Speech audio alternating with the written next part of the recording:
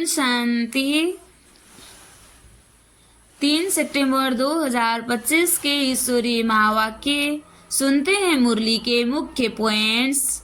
बाबा ने कहा, ज्ञान का सागर बापी हमें नई दुनिया के लिए पढ़ा रहे हैं। शास्त्र आदि किसी के पास यह ज्ञान नहीं। नेक्स्ट, मैसेंजर के बच्चे सबको यही पैगाम दे, आत्मा समझो और बाप को याद करो तो विकर्म विनाश होंगे। फिर संगम युग में असली लड़ाई विकारों से है, विशेषकर काम विकार सबसे बड़ा शत्रु है। फिर बाबा ने कहा, मूल बात है पवित्रता, इसमें जीतने से ही जगत जीत बनना संभव है। नेक्स्ट, हर समस्या खेल समझो, चिंता और भय से मुक्त रहो, मास्टर सर्वशक्तिवान बन समाधान स्वरूप रहो। नेक्स्ट, ब्राह्मण वही बच्चे हैं जो कभी विकार में नहीं जाते, झूठे तो आज पवित्र कल अपवित्र हो जाते हैं। और अब सुनते हैं महावाक्यों को विस्तार से। सार में बाबा कहते हैं, मीठे बच्चे, सच्चे पंडा आया है तुम्हें सच्ची सच्ची यात्रा सिखलाने। तुम्हारी यात्रा में मुख्य है पवित्रता, याद करो और पवित्र बनो। मीठे बच्चे, सच्चे पंडा आया है तुम्हें सच्ची सच्ची यात्रा सिखलाने। तुम्हारी यात्रा में मुख्य है पवित्रता, याद करो और पवित्र बनो। प्रश्न, तुम मैसेंजर व पैगंबर के बच्चों को किस एक बात के सिवाय और किसी भी बात में आर्ग्यू नहीं करनी है। तुम मैसेंजर व पैगंबर के बच्चों को किस एक बात के सिवाय और किसी भी बात में आर्ग्यू नहीं करनी है। उत्तर में बाबा कहते हैं, तुम मैसेंजर के बच्चे सबको यही मैसेज दो कि अपने को आत्मा समझो और बाप को याद करो तो इस योग अग्नि से तुम्हारे विकर्म विनाश होंगे। याद करने से ही योग अग्नि से तुम्हारे विकर्म विनाश होंगे। यही ओना रखो, बाकी और बातों में जाने से कोई फायदा नहीं। तुम्हें सिर्फ सभी को बाप का परिचय देना है, जिससे वह आस्तिक बने। जब रास्ता बाप को समझ लेंगे तो रचना को समझना सहज हो जाएगा। गीत, हमारे तीर्थ न्यारे हैं। ओम शांति।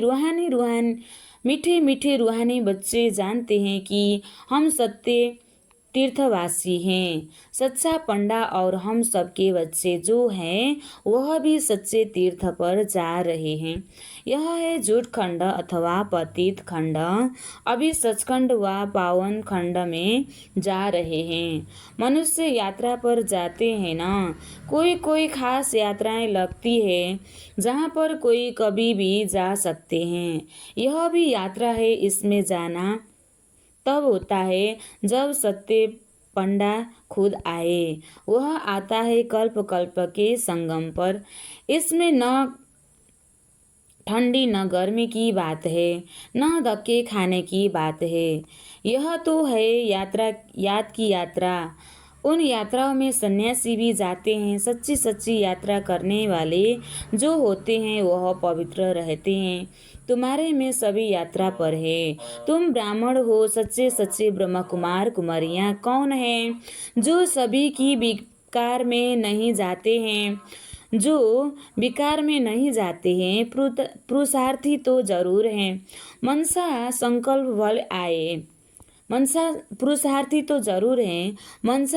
भले आए। मुख्य है विकार की बात। कोई पूछे निर्विकारी ब्राह्मण कितने हैं आपके पास, बोलो यह पूछने की जरूरत नहीं है। इन बातों से आपका क्या पेट भरेगा। तुम यात्री बनो। यात्रा करने वाले कितने हैं इसे पूछने से कोई फायदा नहीं है। ब्राह्मण तो कोई सच्चे भी हैं तो झूठे भी हैं। आज सच्चे हैं कल झूठे हैं। विकार में गया तो ब्राह्मण नहीं ठहरा, फिर शूद्र का शूद्र हो गया। आज प्रतिज्ञा करते कल विकार में गिर असुर बन जाते हैं। अब यह बातें कहाँ तक बैठ समझाएं। इनसे पेट तो नहीं भरेगा, वह मुख मीठा नहीं होगा। यह हम बाप को याद करते हैं और बाप की रचना की आदि मध्य अंत को जानते हैं। बाकी और बातों में कुछ रखा नहीं है। बोलो, यहाँ बाप की याद सिखाई जाती है और पवित्रता है मुख्य। जो आज पवित्र बन फिर अपवित्र बन जाते हैं तो वह ब्राह्मण ही नहीं रहा। वह हिसाब कहाँ तक बैठ तुमको सुनाएंगे। ऐसे तो बहुत गिरते होंगे माया की तूफानों में, इसलिए ब्राह्मणों की माला नहीं बन सकती है। हम तो पैगंबर के बच्चे पैगाम सुनाते हैं, मैसेंजर के बच्चे मैसेज देते हैं। अपने को आत्मा समझ और बाप को याद करो तो इस योग अग्नि से विकर्म विनाश होंगे। यह ओना रखो, बाकी प्रश्न तो ढेर के ढेर मनुष्य पूछेंगे, सिवाय एक बात के और कोई बातों में जाने से कोई फायदा ही नहीं। यहाँ तो यह जानने का है कि नास्तिक से आस्तिक, निधन के से धन के कैसे बने। जो धनी के वर्षा पाए यह पूछे, बाकी तो सब पुरुषार्थी हैं। बेकार की बात में ही बहुत फेल होते हैं। बहुत दिनों के बाद स्त्री को देखते हैं तो बात मत पूछो। कोई को शराब की आदत होती है, तीर्थों पर जाएंगे तो शराब अथवा बीड़ी की जिनको आदत होती वह उसके बिगड़ रह नहीं सकेंगे। छिपा कर भी पीते हैं, कर भी क्या सकते। बहुत है जो सच नहीं बोलते हैं, छिपाते रहते हैं। बाबा बच्चों को युक्तियाँ बतलाते हैं कि कैसे युक्ति से जवाब देना चाहिए। एक बाप का ही परिचय देना है जिससे मनुष्य आस्तिक बने। पहले जब तक बाप को नहीं जाना है तब तक कोई प्रश्न पूछा भी फालतू है। पहले जब तक बाप को नहीं जाना तब तक प्रश्न पूछना भी फालतू है। ऐसे तो बहुत आते हैं, समझते कुछ भी नहीं, सिर्फ सुनते रहते हैं, फायदा कुछ भी नहीं। बाबा को लिखते हैं 1000 2000 आए, उनसे 2-1 समझने लिए आते रहते हैं। फलाना फलाना बड़ा आदमी आता रहता है, हम समझ जाते हैं उनको जो परिचय मिलना चाहिए वह मिला नहीं है। पूरा परिचय मिले तो समझे, यह तो ठीक कहते हैं। हम आत्माओं का बाप परम पिता परमात्मा है, वह पढ़ाते हैं, कहते हैं अपने को आत्मा समझ, मुझे याद करो। यह अंतिम जन्म पवित्र बनो। जो पवित्र नहीं रहते वह ब्राह्मण नहीं शूद्र है। लड़ाई का मैदान है, झाड़ बढ़ता रहेगा और तूफान भी लगेंगे, बहुत पत्ते गिरते रहेंगे। कौन बैठे गिनती करेंगे कि सच्चे ब्राह्मण कौन है। सच्चे वह जो कभी शूद्र न बने, जरा भी दृष्टि न जाए। अंत में कर्मातीत अवस्था होती है, बड़ी ऊंची मंजिल है, मनसा में भी न आए। वह अवस्था अंत में होनी है। इस समय एक की भी ऐसी अवस्था नहीं है। इस समय सब पुरुषार्थी है, नीचे ऊपर होते रहते हैं। मुख्य आँखों की ही बात है। हम आत्मा है, इस शरीर द्वारा पाठ बजाते हैं। यह पक्का अभ्यास चाहिए। जब तक रावण राज्य है तब तक युद्ध चलता रहेगा। पिछाड़ी में कर्मातीत अवस्था होगी, आगे चलकर तुमको फीलिंग आएगी। समझते जाएंगे। अभी तो झाड़ बहुत छोटा है, तूफान लगता है, पत्ते गिर पड़ते हैं। जो कच्चे हैं वह गिर पड़ते हैं। हर एक अपने से पूछे मेरी अवस्था कहाँ तक है। बाकी जो प्रश्न पूछते हैं उन बातों में जास्ती जाओ ही नहीं। बोलो हम बाप की सिरमत पर चल रहे हैं। वह बेहद का बाप आकर बेहद का सुख देते हैं अथवा नई दुनिया स्थापन करते हैं। वहाँ सुख ही होता है। जहाँ मनुष्य रहते हैं उसको ही दुनिया कहा जाता है। निराकारी वर्ल्ड में आत्माएं है ना। यह किसी की बुद्धि में नहीं है कि आत्मा कैसे बिंदी है। यह भी पहले कोई नए को नहीं समझना है। नए को नहीं समझाना है, पहले पहले तो समझाना है। बेहद का बाप बेहद का वर्षा देते हैं। भारत पावन था, अभी पतित है, कलयुग के बाद फिर सतयुग आना है। दूसरा कोई भी समझा न सके सिवाय बीके के, यह है नई रचना। बाप पढ़ा रहे हैं, यह समझाने बुद्धि में रहने चाहिए। कोई डिफिकल्ट बात नहीं है, परंतु माया बुला देती है, विकर्म करा देती है। आधा कल्प से विकर्म करने की आदत पड़ी हुई है। वह सब आसुरी आदतें मिटती है, वह सब आसुरी आदतें मिटनी है। बाबा खुद कहते हैं सब पुरुषार्थी है, कर्मातीत अवस्था को पाने में बहुत टाइम लगता है। ब्राह्मण कभी विकार में नहीं जाते, युद्ध के मैदान में चलते चलते हार खा लेते हैं।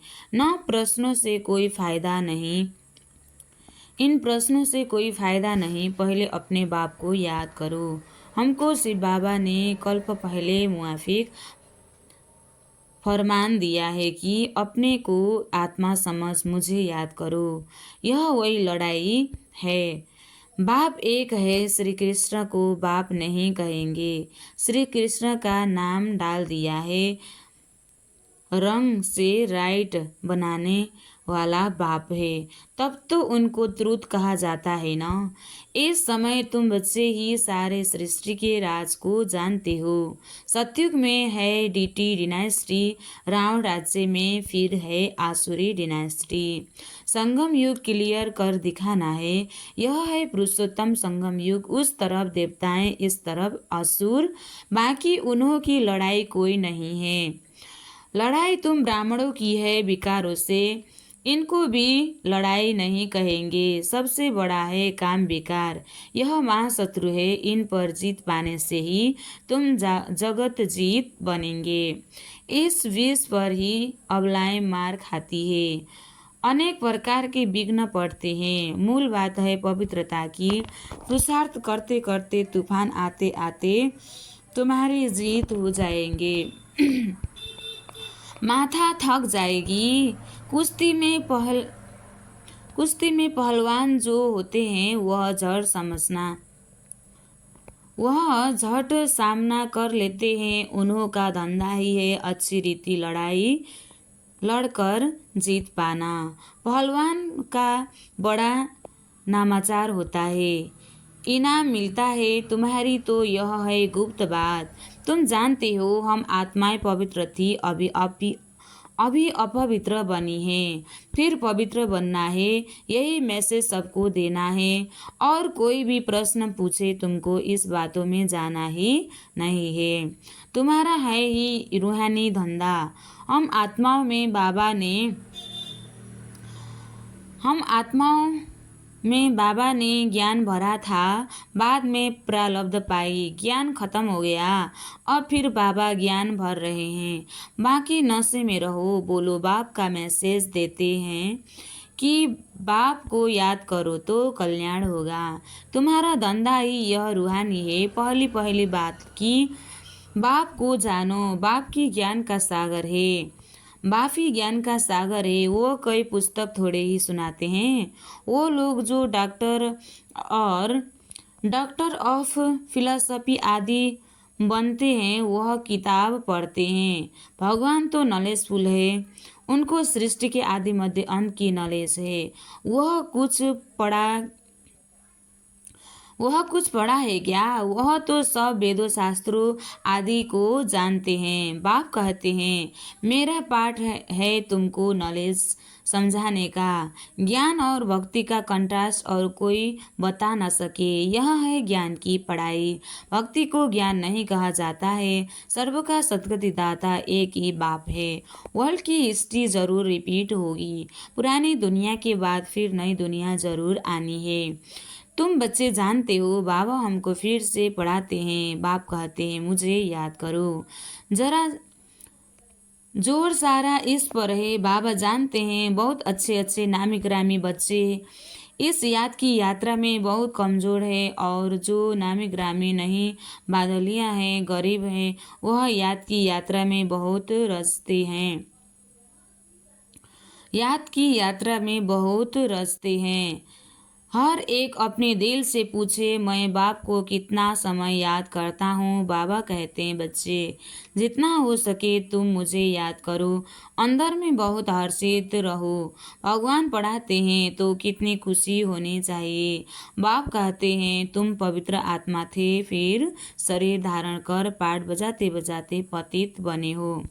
अब फिर पवित्र बनना है, फिर वही दैवी पाठ बजाना है। तुम दैवी धर्म के हो न, तुमने ही 84 का चक्र लगाया है। सब सूर्यवंशी भी 84 जन्म थोड़े ही लेते हैं, पीछे आते रहते हैं न। नहीं तो फट से सभी आ जाए। सवेरे उठकर बुद्धि से कोई काम ले तो समझ सकते हैं।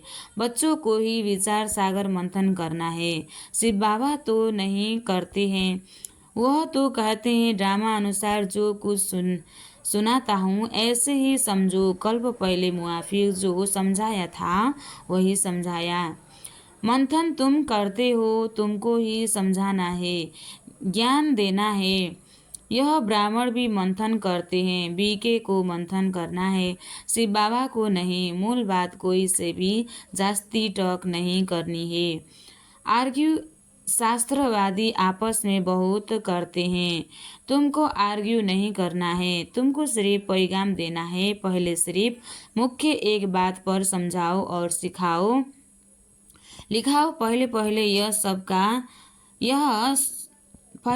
यह सबक रखो कि यह कौन पढ़ाते हैं, सो लिखो। शिव बाबा यह बात तुम पिछाड़ी में ले जाते हो, इसलिए संशय पड़ता रहता है। निश्चय बुद्धि न होने कारण समझते ही नहीं है, सिर्फ कह देते हैं।